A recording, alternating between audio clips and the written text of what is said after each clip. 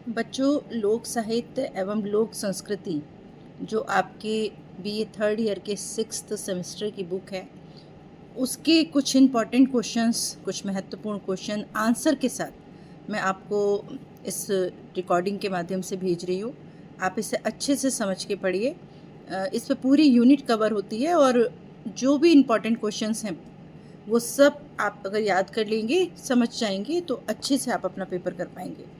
तो इसमें पहला जो महत्वपूर्ण प्रश्न है वो प्रश्न है, लोक साहित्य किसे कहते हैं। आपकी पुस्तक का नाम ही लोक साहित्य है, तो पहला प्रश्न हम ये जान लेते हैं कि लोक साहित्य किसे कहते हैं।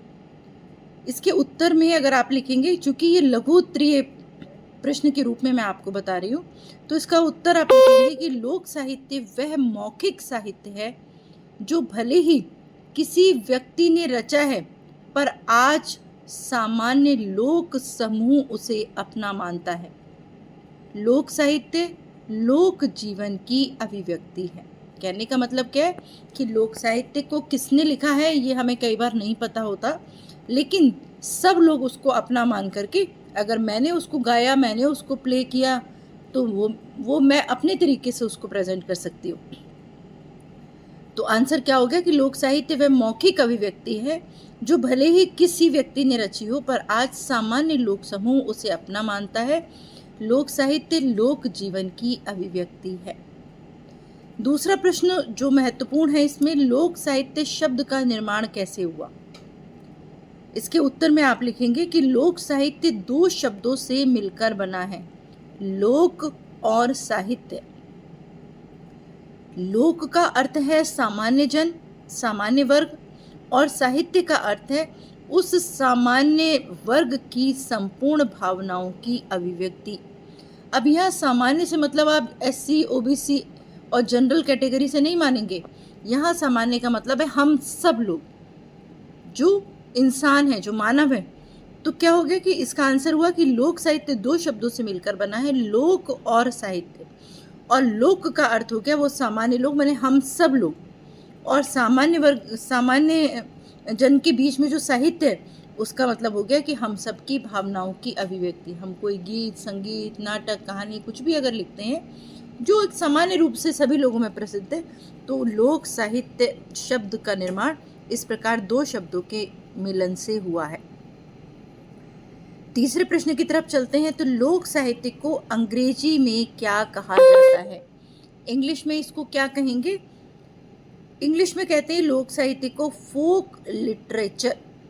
फोक लिटरेचर, फोक शब्द एंग्लो एक्शन से बना है, ठीक है, और जो फोक का विकसित रूप है, यह शब्द प्राचीन अर्थात आदिम समाज में उन सभी सदस्यों का द्योतक है जिनसे वह समुदाय बना है।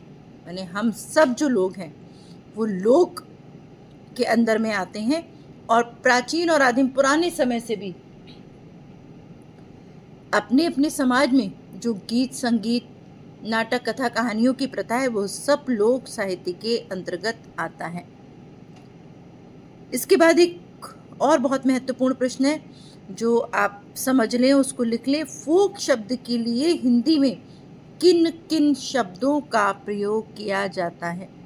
फोक शब्द तो हो गया इंग्लिश का, जिसको हमने हिंदी में लोक कहा, लोक साहित्य कहा, लेकिन लोक साहित्य के अतिरिक्त भी इसके कई नाम हैं, जैसे जन, फोक, ग्राम, जन, ठीक है।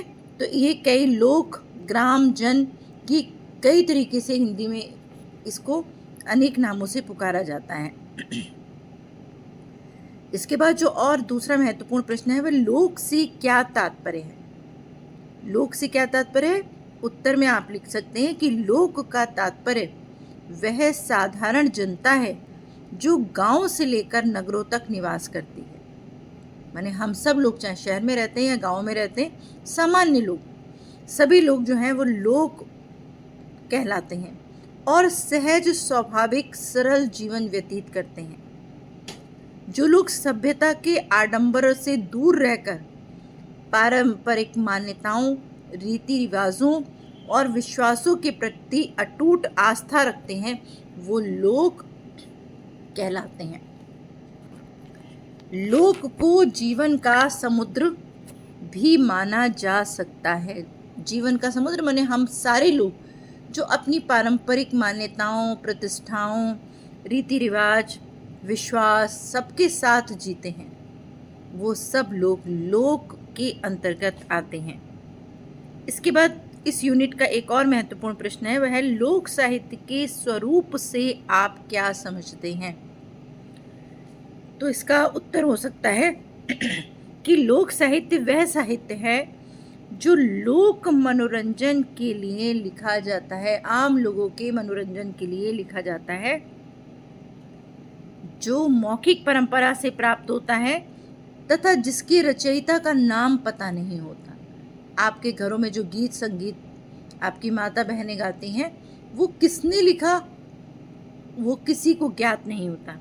तो ये जिसके रचयिता का नाम पता ना हो, जो मौखिक परंपरा से एक दूसरे के माध्यम से आप तक पहुंचा हो, उसको लोक साहित्य कहते हैं। एक और इसकी विशेषता है कि ये व्याकरणिक नियमों से मुक्त रहता है। कहाँ रस, छंद, अलंकार कैसे प्रयुक्त होने हैं, ये सब चीज़ों में इसमें ध्यान नहीं रखा जाता। जो स्वतः अभिव्यक्ति, जो मेरे मन से किसी प्रकार का गीत संगीत निकला, उसको हम लोक संगीत कहते हैं। तो ये व्याकरणिक नियमों से मुक्त रहता है तथा विश्वास, परंपराएं, पर्व, त्योहार और रीति रिवाज पर आधारित गीत, संगीत, नाटक को प्रस्तुत करता है। इसे हम लोक साहित्य कहते हैं। इसके पश्चात एक और प्रश्न है जो इस यूनिट से है और बहुत इंपॉर्टेंट है कि लोक साहित्य का क्षेत्र क्या है। तो लोक साहित्य का क्षेत्र बहुत व्यापक है। जहाँ जहाँ लोक है वहीं वहीं लोक साहित्य है, अर्थात जहाँ हम लोग इंसान रहते हैं तो कोई भी कभी कहीं पे भी किसी प्रकार के गीत तथा कहानी को जन्म दे सकता है। अर्थात लोक जीवन का प्रत्येक क्षण लोक साहित्य से जुड़ा हुआ है। जन्म से लेकर मरण तक, त्योहारों व पर्व से लेकर सामाजिक क्रियाकलापों तक, नानी दादी की कहानियों से लेकर खेतों की निराई गुड़ाई तक लोक साहित्य बिखरा हुआ है। नानी दादियाँ बहुत सारे लोरियाँ सुनाती हैं बच्चों को, गीत संगीत सुनाती हैं। वो उनकी कई बार स्वतः उपज होती है या उन्होंने किसी से सुना होता है।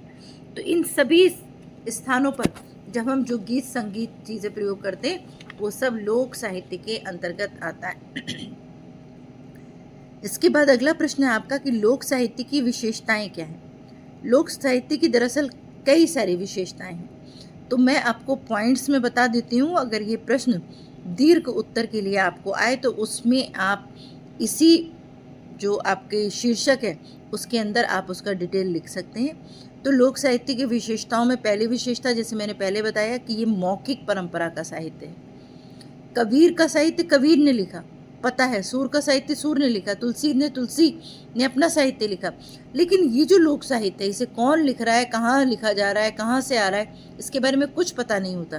तो इसलिए इसे हम कहते हैं मौखिक परंपरा का साहित्य है। दूसरी इसकी विशेषता कि पीढ़ी दर पीढ़ी परिवर्तित होता रहता है।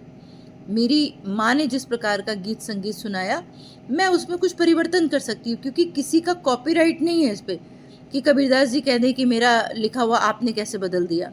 चूँकि मालूम ही नहीं किसने लिखा है, इसलिए हम अपने समय के अनुसार इसमें परिवर्तन कर सकते हैं। तीसरा विशेषता के रूप में हम जान सकते हैं कि इसमें साहित्य शास्त्र यानी भाषा विज्ञान के नियम या अनुशासन से ये रहित होता है। कोई नियम, कोई व्याकरणिक चीज़ों का पालन करना इसमें अनिवार्य नहीं होता। चौथा, इसमें रचनाकार अज्ञात है, हम नहीं जानते कि किसने लिखा है।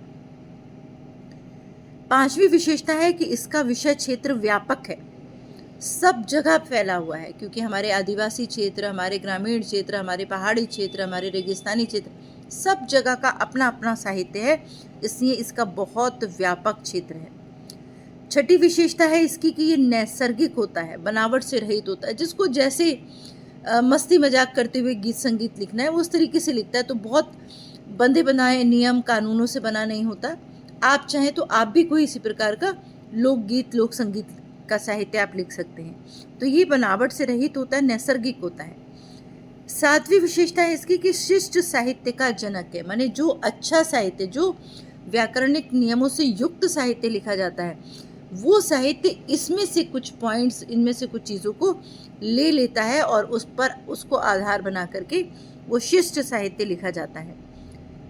8वीं विशेषता है कि देवी देवताओं तथा प्राकृतिक उपलब्धियों पर आधारित है। हम देवी देवताओं के गीत बना लेते हैं, प्रकृति ऋतुओं के गीत बना लेते हैं, बारिश का मौसम है, गर्मी का मौसम है, आषाढ़ का महीना है, फागुन का महीना है, हम इन सब पर आधारित गीत बना लेते हैं।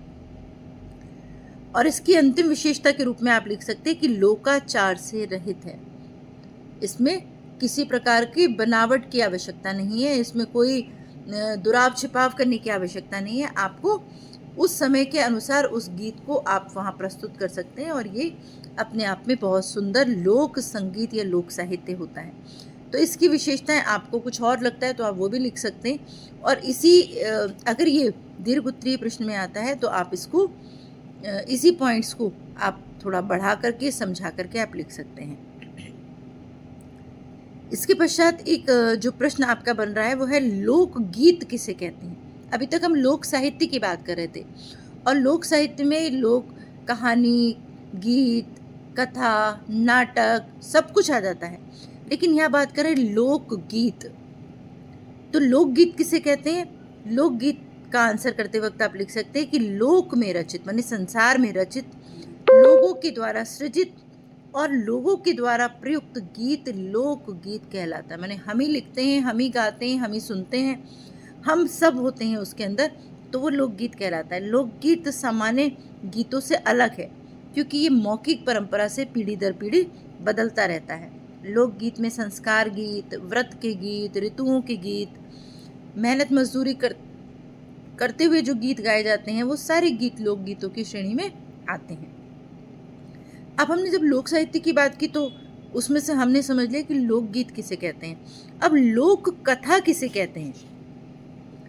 लोक कथा किसे कहते हैं, इसके उत्तर में आप लिख सकते हैं कि विश्वास, आस्था और परंपरा पर आधारित जो कथाएं होती हैं वो लोक कथाएं कहलाती हैं। जैसे परी कथा, व्रत की कथाएं, दंत कथा, पौराणिक कथा, प्रेम कथा, ये जो पीढ़ी दर पीढ़ी हम गीतों को, संगीत को के साथ साथ इन कथाओं को भी हम सुनते आए हैं, ये लोक कथा कहलाती हैं। फिर अगला प्रश्न इसी से बनता है कि लोक नाटक किसे कहते हैं। तो लोक नाटक में भी हम कह सकते हैं कि लोग जब किसी कहानी को नाटक के रूप में रंगमंच पर प्रस्तुत करते हैं तो हम उसे लोक नाटक कहते हैं। अर्थात संचार के माध्यम से मंच पर अभिनय, गीत, संगीत के साथ प्रस्तुत ऐसी रचना जिसको लिखने वाला भी हमारे लोगों में से ही कोई है, वो लोक नाटक कहलाता है। अब लोक नाटक कौन कौन से हो सकते हैं? जैसे आप रामलीला खेलते हैं, आपने कई जगह देखा होगा नौटंकी, तमाशा, स्वांग, इस प्रकार की जो चीज़ें की जाती हैं ये सब लोक नाटक के अंतर्गत आती हैं। अब इसी से एक और प्रश्न बन जाएगा कि लोक गाथा किसे कहते हैं। लोक गाथा लोकगीत का ही एक रूप है। लोकगीत में गे माने धुन होती है, लय, ताल, ये सब चीज़ें होती हैं, जबकि लोक गाथा में कथा कहानी महत्वपूर्ण होती है। माने कोई कहानी को जब हम गाकर प्रस्तुत कर रहे हैं लेकिन हमने उसमें गीत संगीत को उतना महत्व नहीं दिया है तो वो लोक गाथा कहलाती है। महाराष्ट्र में पावड़ा, गुजरात में कथा गीत, राजस्थानी में गीत कथा, ये सब लोक गाथाएं कहलाती हैं। तो लोक कथा और लोक गाथा में अंतर है, लोक गीत और लोक गाथा में भी अंतर है, इसको आप ध्यान से समझ लेंगे। फिर एक प्रश्न आता है कि प्रहेलिका किसे कहते हैं या प्रहेलिका से आप क्या समझते हैं। तो संस्कृत में पहेली को प्रहेलिका कहा जाता है। हम पहेलियाँ पूछते हैं ना आपस में, अब शायद आप लोग पूछते हो या नहीं, पर आपने अमीर खुसरो की पहेलियाँ पढ़ी हैं। तो संस्कृत में पहेली को प्रहेलिका कहा जाता है, जिसका अर्थ है पूछना। उसमें एक क्वेश्चन मार्क है, एक प्रश्नवाचक चिन्ह है। हमने कोई भी चीज़ आपसे पूछी उसका एक आंसर होता है। जैसे एक थाल मोती से भरा सबके सिर पर औंधा पड़ा, अर्थात तारों से भरा आसमान, तो इसका एक उत्तर निकला, इसीलिए इसको हम पहेली कहते हैं। तो ये आपकी फर्स्ट यूनिट के कुछ महत्वपूर्ण प्रश्न थे। अब इसमें अगर आप जानना चाहें कि दीर्घ उत्तर के लिए प्रश्न कौन सा महत्वपूर्ण हो सकता है? तो लोक साहित्य का सामान्य परिचय देते हुए लोक साहित्य की विशेषताएं बताइए। इस प्रश्न को आप दीर्घ उत्तर की तरह तैयार कर सकते हैं। आप ये भी समझ सकते हैं बेटा कि मैंने जो आपको इतने सारे प्रश्न बताए और इनके आंसर बताए, ये सब अगर कुल मिला देंगे आप तो इसी का पूरा ये आंसर बन जाएगा कि लोक साहित्य का सामान्य परिचय। मैंने आपको पहले प्रश्न में बताया कि लोक साहित्य किसे कहते हैं, लोक साहित्य शब्द का निर्माण कैसे हुआ, लोक साहित्य को अंग्रेजी में क्या कहते हैं, और हिंदी में इसे और किन किन नामों से पुकारा जाता है, लोक से क्या तात्पर्य, ये सब लोक साहित्य का सामान्य परिचय हो गया। फिर जब मैंने कहा आपको लोक साहित्य की विशेषताएं बताइए, तो विशेषताओं में मैंने अभी आपको बहुत सारी विशेषताएं बताई कि मौखिक है, पीढ़ी दर पीढ़ी चलता है, शिष्ट साहित्य का इसी से जन्म होता है, रचनाकार इसका ज्ञात होता है। इन्हीं सब पॉइंट्स को अगर आप थोड़ा डिटेल करके लिख देंगे तो आपका दीर्घ उत्तरीय प्रश्न अपने आप तैयार हो जाएगा।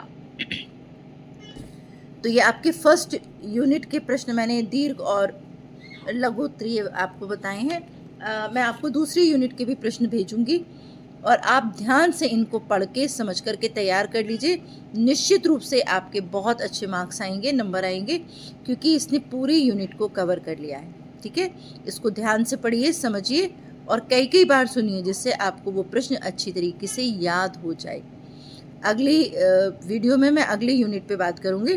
तब तक आप इन प्रश्नों को तैयार करिए और समझ करके इसको परीक्षा के लिए तैयार कर लीजिए।